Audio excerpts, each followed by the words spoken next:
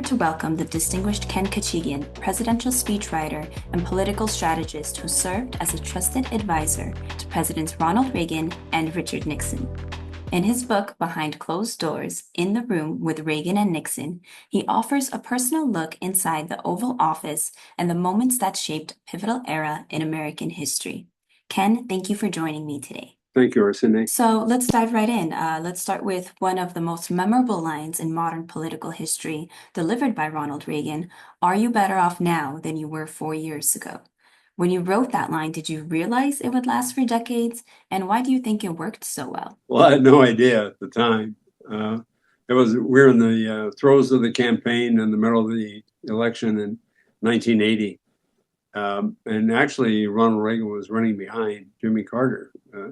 And it was early in the campaign, relatively early, October 6th, and we were campaigning pretty tough. And I was tired all the time, late hours and early days. And we were campaigning in Pennsylvania, and Jimmy Carter had said something awkward about the economy, that it was doing pretty well. And of course, inflation was very high up, and mortgage rates were at 18% and more. Inflation was 13%. Unemployment was 8%. So we were under stress, coming up with something to make network news every night, and the pressure was on me every day. And so I came up with, frankly, I don't know where it just comes out of nowhere. And finally it was, look around you with the inflation at these high rates, and the interest rates you pay, and food at the gasoline prices at these rates, and look around you and ask yourself, are you better off than you were in 1976? And then he morphed the line, changed it around. He used it again several times during the campaign. And then in the debate, 3 weeks later, he tweaked the words and said, are you better off than you were than you were 4 years ago? Mm-hmm. So I had no idea at the time that it would have the effect that it did. It was a good rhetorical line, and it stuck, and it resonated with people because it made them think to themselves, gee, I look at my surroundings, I look at my life, and now I'm thinking to myself, comparing myself to my circumstances, and am I really better off today than I was before Jimmy Carter took office? And no, I'm not. And that line took hold in their heart. I think it's the epitome of simple but effective. It's such a simple line. It's a simple question, but so effective. So when you're writing in general for either president, are you stepping into their mind and voice? How do you capture another person's personality on paper?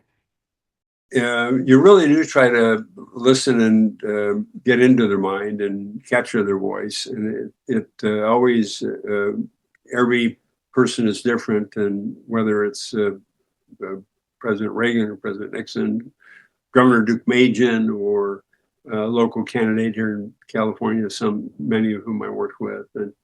But with President Reagan, he was Governor Reagan at the time when I was working in the campaign in 1980. It actually took me a couple of weeks of getting into his head and traveling with him day in and day out.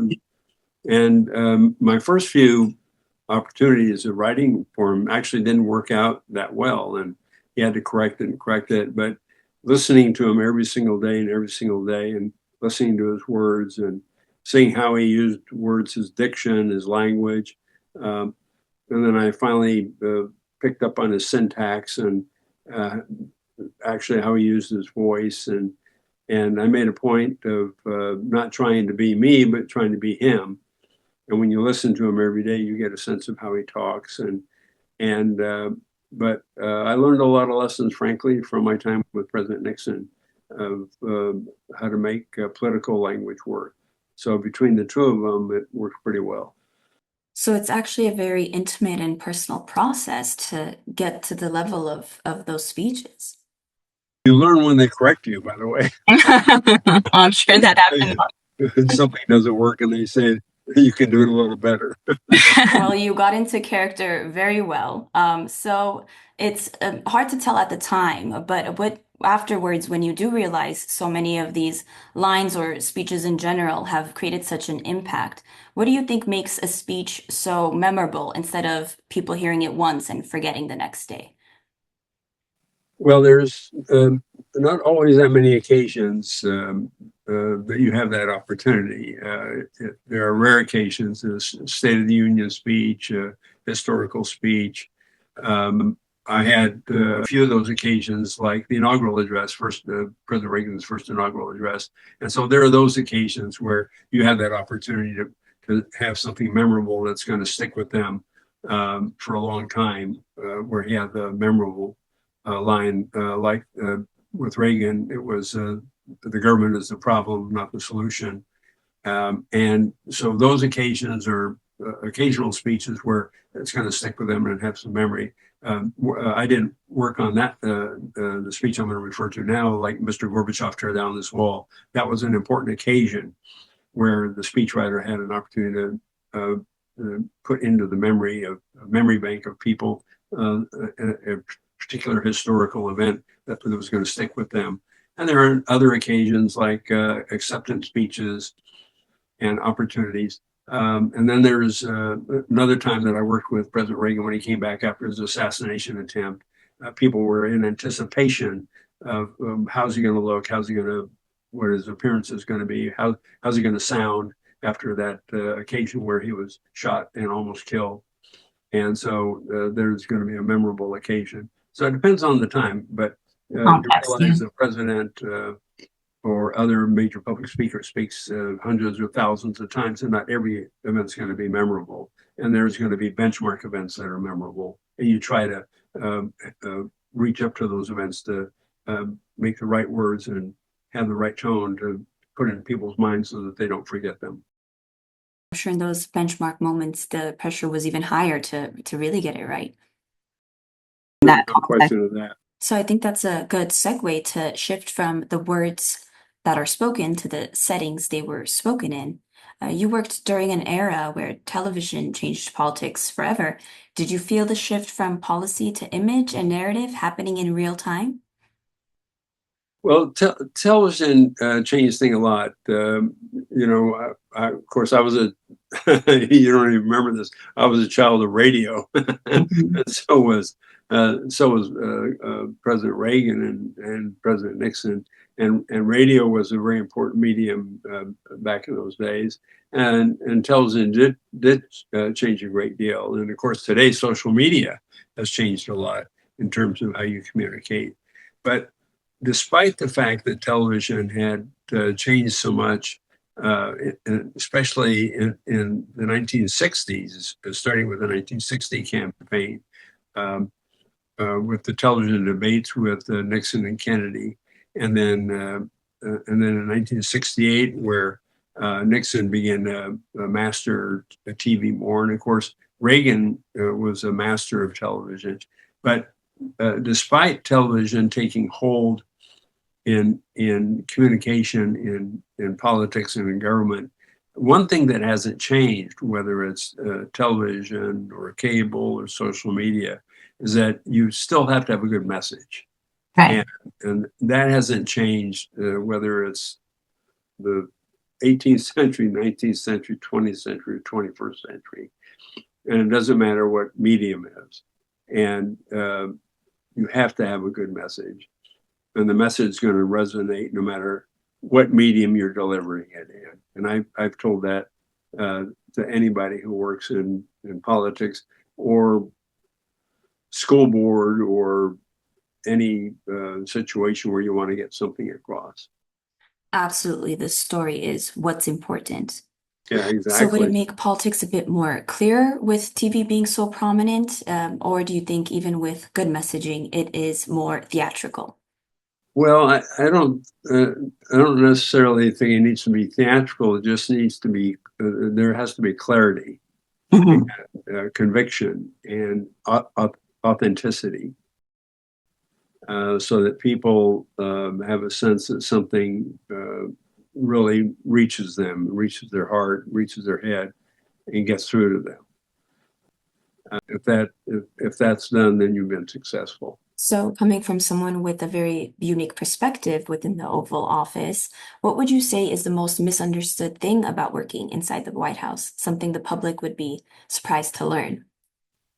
Um, well, it's interesting. People watch TV like The West Wing or Mhm. shows like that, and they think, "Oh, this must be how the White House is," or they watch some dramatizations on television. It's not quite like that. But the White House is an interesting the way it functions is very interesting. What I think they'll be surprised about sometimes in the White House is that, and it will shock people, unfortunately, is that sometimes people have their own agendas, contrary to the president's. And that's happened no matter who the president is. And it did happen with President Reagan.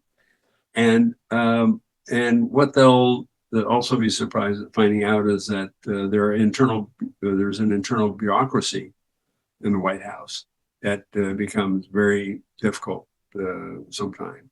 And there are checkpoints. For example, when you write a speech, when I wrote a speech for the president, it often had to go through a number of checkpoints. It had to go through the National Security Council. It had to go through the Domestic Council. It had to be fact checked. And so, because every word that's uttered by the president has to be clarified and checked through. And then there are budgetary issues and everything else. So there is, even in the White House, there's an important bureaucracy. So the president can't even get his way or her way. There's ever a female president.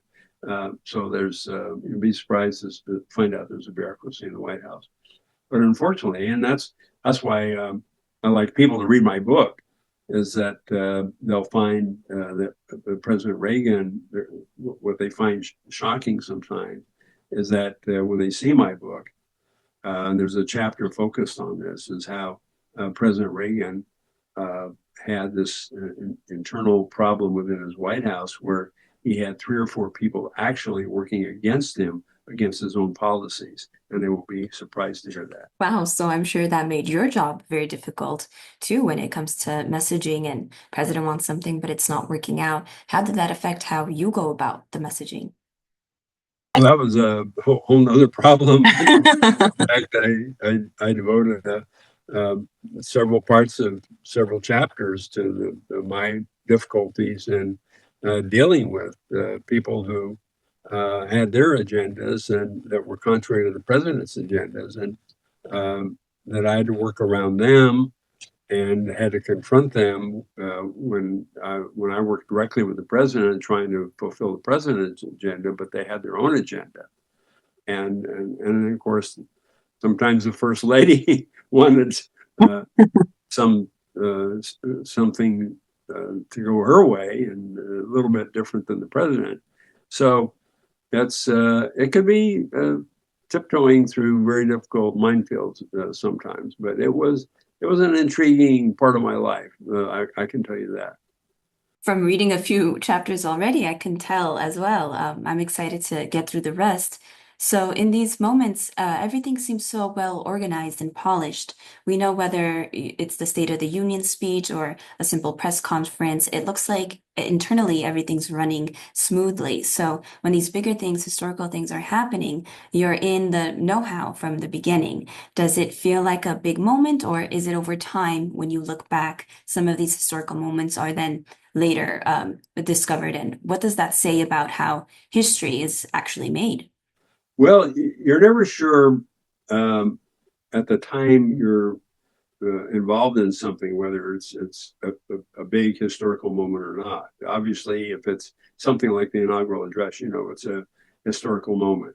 But you're in the midst of a crisis, it's a big moment, like the assassination attempt, when there was the assassination attempt on the president, and uh, he was in the hospital, and Vice President Bush was coming back. He was in the air, actually, coming back from Texas, and then he arrived, and I helped him work on his remarks to the nation to try to calm things down. And I know that's a small historical moment that his remarks were very important. And I knew that when I was dealing with the president's first personal crisis back in 1985, when I worked on his speech in Germany at the Bergen-Belsen concentration camp, that he was, if that didn't come off right, that he would, in the depths of his first personal crisis, he could lose confidence in his presidency and lose a lot of his whole agenda and everything else. So that was a historical moment. But a lot of the other things, the day to day, are routine, and you're never quite sure if they're going to rise to a historical level. Right. So it doesn't announce itself. It happens over time. You do know that coming into the presidency, he had a crusade. He had an economic recovery program. That was, I knew we were making history when we worked on that. But it's not just one day that it's going to happen. It's going to happen over a period of time. We had a whole series of speeches. We had the inaugural address. We had 2 or 3 economic speeches, but we knew we were making history because we were changing things economically over a period of time. That was making history. Absolutely. So not only was your position under both administrations a very unique a position to be in, it's not just speechwriting, you were advising a trusted advisor to both. So that's such a unique spot to be in within the Oval Office. And the other interesting portion is you also have a unique background, your Armenian identity. So many Armenians throughout the diaspora feel a real sense of pride when we learn an Armenian was part of something historic or significant. And seeing your name in these historical, in history and records, it means a lot to us, and it's inspirational, and we love to see it. So your book does touch a bit on that. How present was your heritage while you were in these rooms? Uh, all I can say is that, going back and you don't think about it every moment, obviously, but I think going into these situations, sometimes in the back of your mind when you're under stress or you're in conflicts or you're working hard to be successful, you think back to lessons that you learn that are very much part of your Armenian heritage. And in my case, it was lessons from my father, my father was a genocide survivor. I don't know if you knew this. Yes. And one thing he pounded into me constantly, because he had to survive having been driven from his village in Turkey. And he said constantly to me, son, you have to be Jarbi. Whatever you do, meaning you have to be resourceful, you have to be clever. He had to survive. He left with his mother, his sister, and his brother, and he was the food gatherer. He had to find water and food, scrap around, and so and he told me he had to be Jarbi all the time to try to survive and to gather up food wherever he could find little scraps anywhere. And he was the only one who his family left to survive to come to the U.S.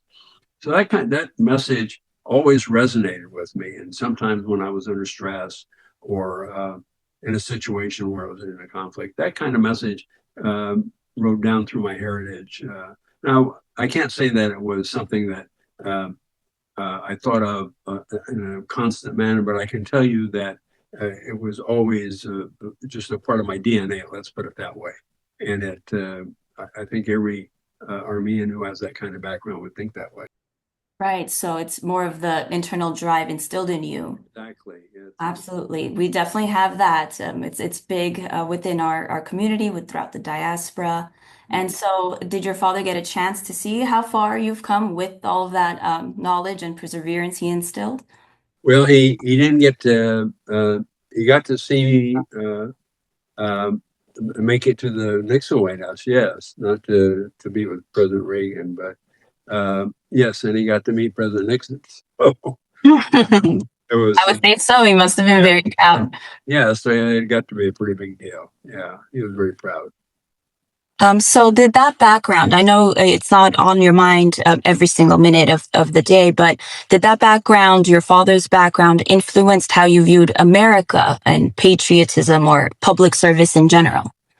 Oh, no question. My father came through Ellis Island, and he had to learn English. He had a citizenship, and it's interesting. After my first year of law school, I wasn't able to get one of those big fat law school interns. So my job was at the Statue of Liberty. I got a job working at the Statue of Liberty as a laborer, cleaning up as a groundskeeper, and every morning we clean up the Statue of Liberty all the way up the stairs, Wow. steps, and one day one of the workmen and I took a boat out to Ellis Island because we had to do some work out there, and so I got to go. That was when it was no more in use, and I got to walk the halls, and it was really an intriguing event to me. And I got to go into the infirmary where my dad had to stay for 6 or 7 days because when he came over on the freighter, he had been sick, and he had to stay in the infirmary for 6 or 7 days. So Wow. I always had that memories of him coming over, coming through Ellis Island, and my mom was born here, and she really poured into her four sons citizenship and involvement in public affairs, and she made sure that we got involved in events that involved citizenship. She took us as young boys. We saw Adlai Stevenson campaigning for president in 1956, and she took me to see John F. Kennedy campaigning for president in the San Joaquin Valley. And so we were involved from very early times, being infused with our importance of citizenship in America, and that we had to be involved from the very beginning. So it didn't just fall into your lap. It was kind of from day one primed to, reach the success that you have reached. Yeah, and that being American citizens was not just something just thrown at you. It was a privilege. Exactly. So, from your perspective, do you believe it's important for Armenian Americans to have voice in high-level government? I know we're creeping up there across both parties. Does cultural identity strengthen the community rather than divide it? Yeah, yes, it can, and it's it really is important to have a role, it's important on both sides. There have been going back. Obviously, I worked very closely with Governor Duke Majan. I was very involved in helping him get elected to the governorship, and you can imagine how critical that was when he was elected to 2 terms of the governorship, and Right. that had a huge influence in the Armenian community.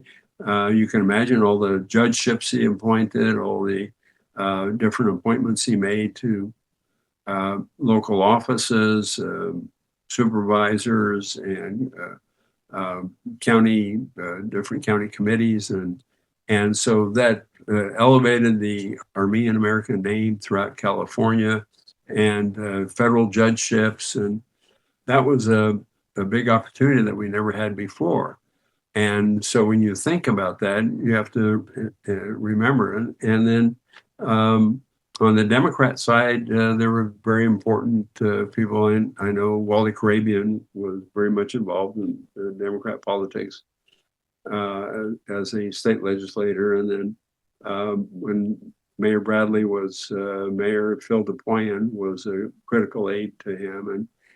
You have Armenian Americans involved in those situations, they're in positions to elevate not just our name, but to have influence in positions to um, motivate young people to get involved in government and politics and to make a difference in society. Yes, and it's so important. So, on that note, the Armenian American Museum is striving to educate and preserve stories, memory, and identity. Why do you think it matters for communities to record their narratives, and what do you think the museum means to you? Well, I'd like to see it record a lot of. There's a lot of narratives that are, very important. Everybody has their own sense of what's important. I'm going to be involved here April 24th, going up to the San Joaquin Valley, for example, and we're going to establish a historic monument for in Yetem for the Armenians who came uh, from Turkey to establish the community there. And so that's a part of the heritage, local heritage there.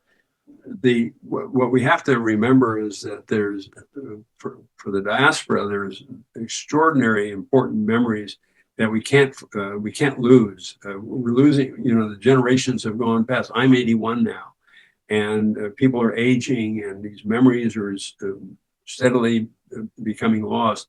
I have people in my generation and others at my age and a little older still have quite vivid memories of those of our parents and grandparents that are important to pass along uh, of, of people who settled in whether it was Los Angeles or the San Joaquin Valley, uh, of how they came here, and how they settled, and how they contributed to society here in California. That's my local sense of contribution, and maybe it shouldn't be just California, and maybe it should include national contributions as well. But I think that's a very important role that the museum can play. Yes, I agree. It's very important that we record history and stories, and the museum is trying to preserve the Armenian American stories specifically and also bring in multicultural stories as well with temporary exhibitions. There will be a lot of interactive programming within the museum. So once open, let's say, youth is walking through the halls, what would you want them to take away from what they're seeing and experiencing? Well, I hope they see the cultural heritage that was brought here. I specifically also would like to not overlook the heritage of the farming communities that was brought into California in the San Joaquin Valley. And not that I know, the museum is in Southern California, Yeah. but let's not overlook that there was a great history of Armenians coming into the San Joaquin Valley in the late 19th century and the early 20th century. Those were some of my family. And there was a very, very important heritage of the Armenian Americans in the San Joaquin Valley who set up these farming communities. And that's one specific area I'd like them to not overlook. And there's the musical heritage, obviously. People like Richard Hagopian, whom I have personal knowledge of and know, but then of course several people like him, and and then there's literary heritage. People like William Torosyan, who is someone who I looked up to as someone with extraordinary writing skills that I value. So things like that, to me, are part of the identification that I'd like to see noted, that young people could look up to for whether it's music or writing, or people know about this. Young people that, for example, people that come that have immigrated from Hayastan and come here and say, "Oh my gosh, there's this extraordinary farming community in Fresno, and Visalia and Yetam and Tulare County that they never knew about. They grew raisins and walnuts and cotton and peaches and plums and everything else. That's something that's very important to me. Right, and it's such a vast history we have as well. A few things here I'm making a mental note to look up afterwards. There's so much to learn, and it can be difficult. It's ancient history. It's a lot going on modern times that we're not aware of. So Right. yes, we are very excited to get the programming and exhibitions going. We're very excited for the temporary exhibition, which could include some of these highlights that we just don't have the space for, even in the large in a large 50,000 square foot museum to place in. So, what would you think about a Ken Khachigian exhibition coming to the museum?